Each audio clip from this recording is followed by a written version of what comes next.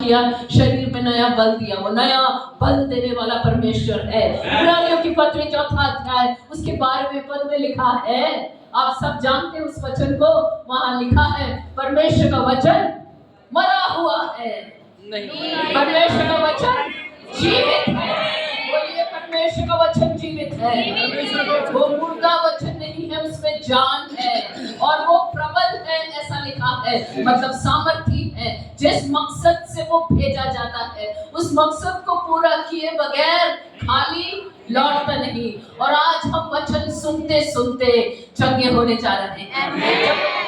में हम बैठे हैं, वचन आता है, वो जिंदा वचन है, उसमें ताकत है, उसमें जीवनों को बदलने की सामर्थ है, समस्याओं को दूर करने की ताकत है। और आज जब वचन आता है, जिस उद्देश्य से वो आज रात हमारे बीच में बोला जा रहा है, चाहे परमेश्वर का वचन गाया जाए, जैसा कि अभी हो रहा था, नबूवत के रूप में वो हमारे पास पहुंचता है, सामर्थ के रूप में, चाहे वो गाया जाए, चाहे लिखा जाए, चाहे प्रचार किया जाए, उसमें सामर्थ्य है। और उसी सामर्थ्य वचन के सामने हम बड़े नम्रता और दीनता के साथ बैठे हैं।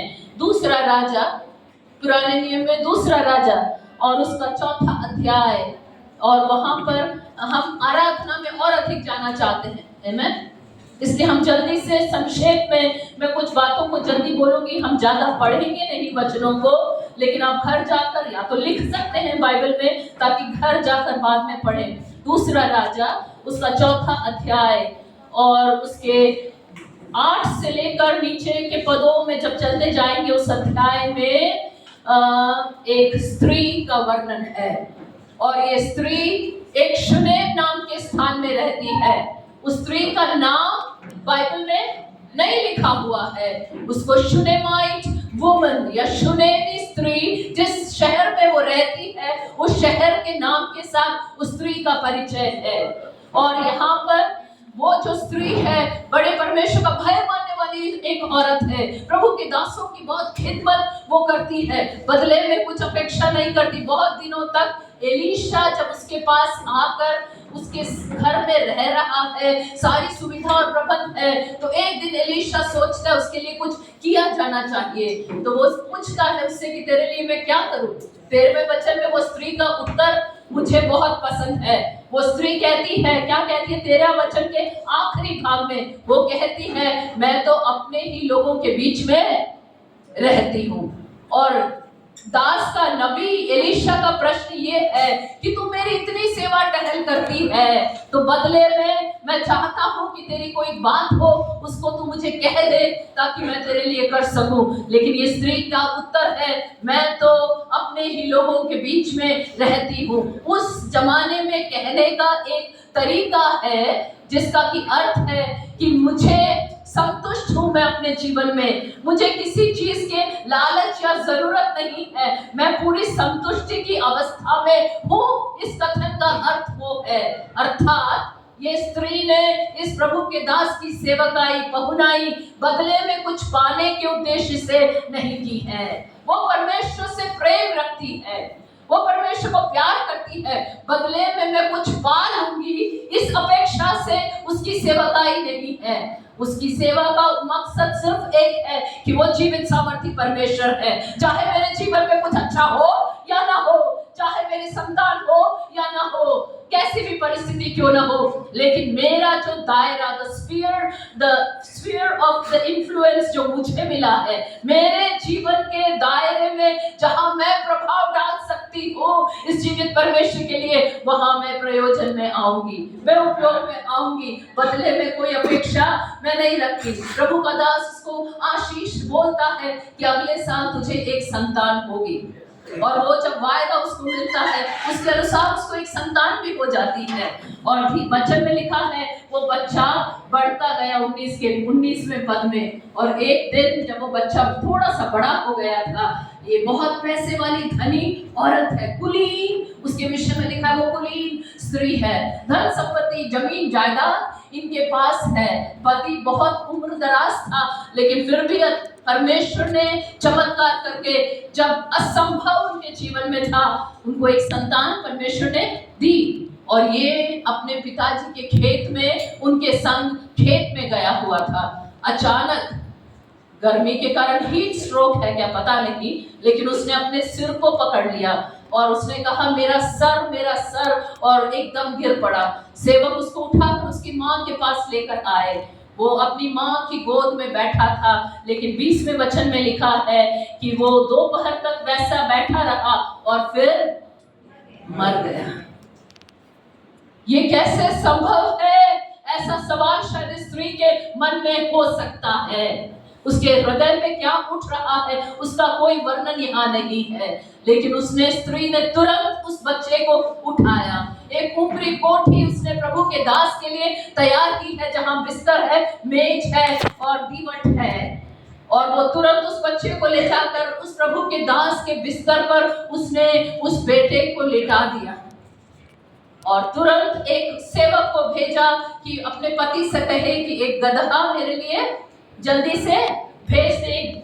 गदहा मुझे one of the donkeys send to me, एक आदमी के साथ एक गधा मेरे लिए भेज दे, क्योंकि मुझे प्रभु के दास के पास जाना है। हमारे यहाँ जब मौत होती है तो हम क्या करते हैं? सबसे पहला सबको खबर तो करते ही हैं, लेकिन हम गाड़ने की तैयारी करते हैं। स्त्री के अंदर जो परमेश्वर के लिए प्रेम है, उसके संग एक विश्वास भी है। उसको परिस्थितियां दिखा रही है, मौत है, गाड़ने की तैयारी होनी चाहिए, लेकिन ये औरत जी उठने की तैयारी कर रही है। वो विश्वास की आंखों से परिस्थितियां उसको अच्छी बातें नहीं दिखा रही, मौत सब कुछ समाप्त हो गया है, लेकिन उस स्थान में गाड़ने की जगह वो उसके जी उठने की तैयारी करने लग जाती है। और जैसे ही खबर पहुंचती है पति को, गधा तो भेजता है, पूछता है कि आज न तो कोई नए चांद का दिन है, उसका 23वां वचन, तू क्यों जा रही है? नए चांद का भी नहीं, सबत का भी दिन नहीं है, तो तू क्यों जा रही है? 23वें वचन के आखिरी भाग में उसका क्या उत्तर है? कल्याण होगा, कुशल है। किसी अनुवाद में लिखा है कुशल है, अंग्रेजी में लिखा है इट इज वेल। मूल भाषा में जो इब्रानी है उसमें लिखा है शालोम, मतलब शांति, तसल्ली, कोई बेचैनी नहीं, हलचल नहीं। पति को भी उसने नहीं बताया अपने जीवन की परिस्थिति को।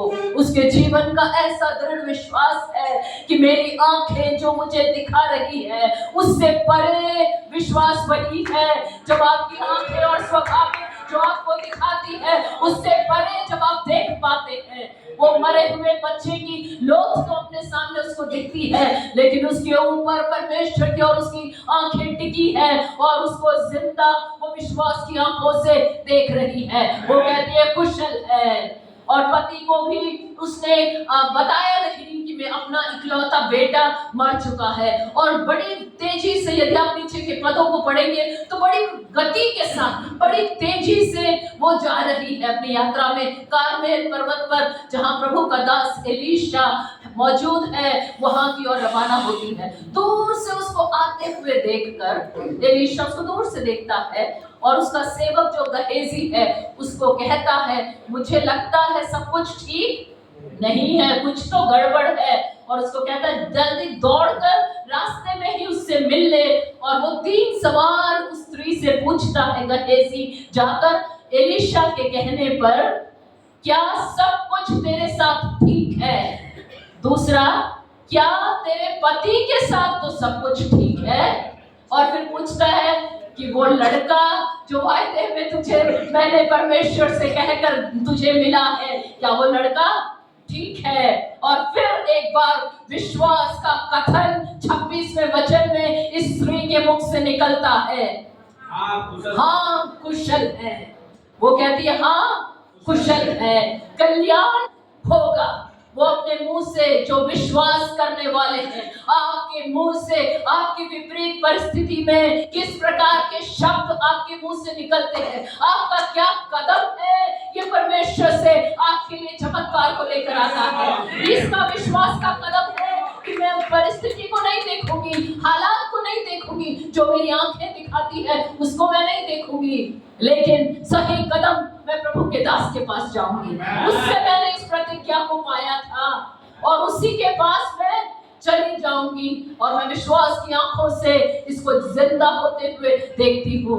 एलीशा सोचता है कि गहेजी को भेज दे, लेकिन मुझे स्त्री का उत्तर बहुत पसंद है वापस। और वहां लिखा है 30वें वचन में 30, वहां पे उस वचन में वो स्त्री कहती है, जैसा तेरा परमेश्वर, वो शपथ लेती है और कहती है तेरा परमेश्वर जीवित है, उस परमेश्वर की शपथ कि मैं तुझे न छोड़ूंगी। I will not leave you, जब तक मुझे उत्तर न मिल जाए, जब तक तू मेरे संग न आ जाए, मैं तुझे नहीं छोड़ूंगी। मूसा की भी यही प्रार्थना है, परमेश्वर यदि तू हमारे संग न चले तो हमें यहाँ से आगे न लेकर जाना। परमेश्वर की हुजूरी को संग चलने से क्या आशीष मिलती है, उसको ये लोग पहचानते हैं। वो कहती मैं तुझे नहीं छोड़ूंगी।